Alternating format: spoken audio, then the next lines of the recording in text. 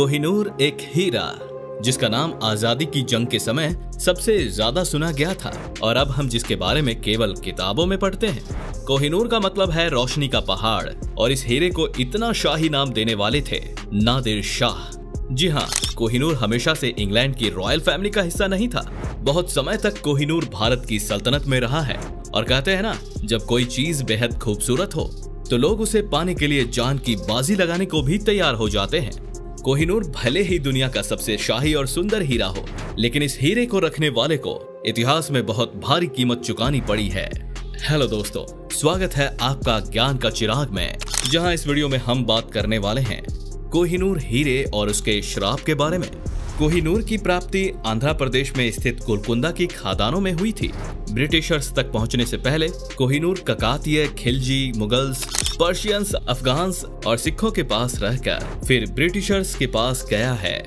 आप ये जानकर हैरान होंगे कि इस हीरे को कभी बेचा या खरीदा नहीं गया है। इसे या तो जीत लिया गया या भेंट में किसी को दे दिया गया।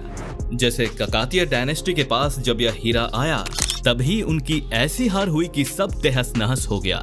यह हीरा फिर दिल्ली सल्तनत के पास चला गया, जो पीढ़ी दर पीढ़ी दूसरे राजा महाराजा के पास जाता रहा और उनकी नियति को बदलता रहा। पानीपत की पहली लड़ाई में हारने के बाद दिल्ली सल्तनत की सारी पूंजी बाबर के हाथों में चली गई, जिसमें कोहिनूर हीरा भी शामिल था। इस हीरे की खूबसूरती देखते हुए बाबर ने इसका जिक्र बाबरनामा में भी किया, जिसके बाद अनेकों लोगों को इस हीरे के बारे में जानने को मिला और यह पहली बार था जब किसी ने भी कोहिनूर के बारे में कुछ लिखा हो। जब कोहिनूर शाहजहां के पास पहुंचा तो उन्होंने कोहिनूर को पीकॉक थ्रोन, जिसे बनवाने में इतनी धन दौलत लगी कि 4 ताजमहल और बन जाएं, उसमें उन्होंने कोहिनूर लगवा दिया, जिससे पीकॉक थ्रोन की खूबसूरती और बढ़ गई।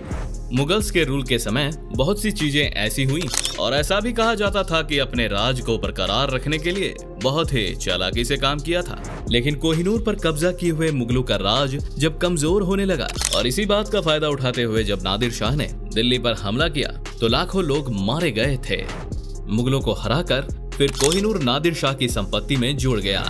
कोहिनूर के नादिर शाह के पास आने के कुछ ही समय बाद ईरान में अहमद शाह द्वारा नादिर शाह का कत्ल कर दिया गया और वो मंजर बहुत ही खौफनाक था।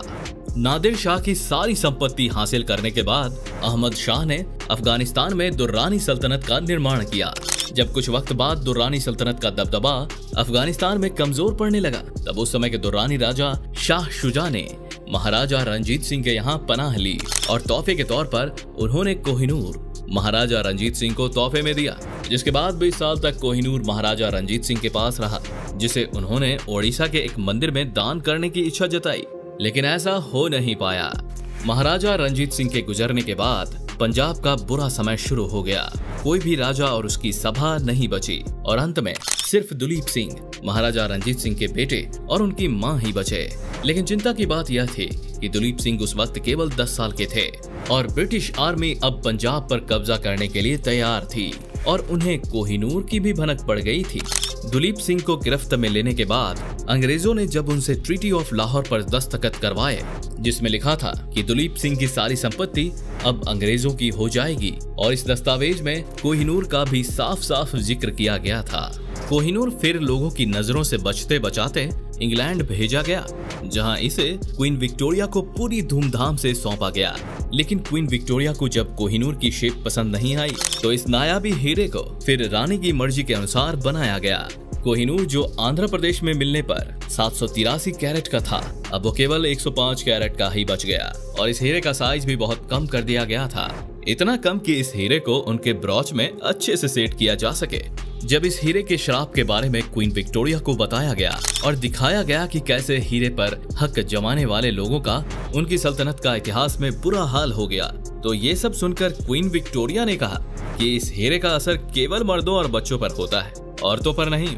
लेकिन इस बात को नकारा नहीं जा सकता है कि लगभग पूरे विश्व पर राज करने वाले ब्रिटेन के हाथ से धीरे धीरे लगभग सभी देशों का कंट्रोल छूटने लगा था और ये देश आजाद होने लगे थे। और इस हीरे से जुड़े श्राप के बारे में हिंदू धर्म की एक पुरानी किताब में लिखा है कि जिसके पास भी यह हीरा होगा वो पूरी दुनिया पर राज करेगा, लेकिन उसके साथ ही उस व्यक्ति को कोहिनूर से जुड़े श्राप का प्रकोप भी सामना करना पड़ेगा। जब इस हीरे के श्राप के बारे में साइकोलॉजिस्ट्स ने रिसर्च की तो उन्हें समझ में आया कि जब कोई ताकतवर व्यक्ति किसी कमजोर व्यक्ति से कुछ छीनता है तो कमजोर व्यक्ति के पास श्राप देने के अलावा कुछ और नहीं रह जाता। तो कोहिनूर जितनी सल्तनत के पास पहुंचा और छीना गया, वैसे वैसे कोहिनूर के श्राप की ताकत भी बढ़ती गई।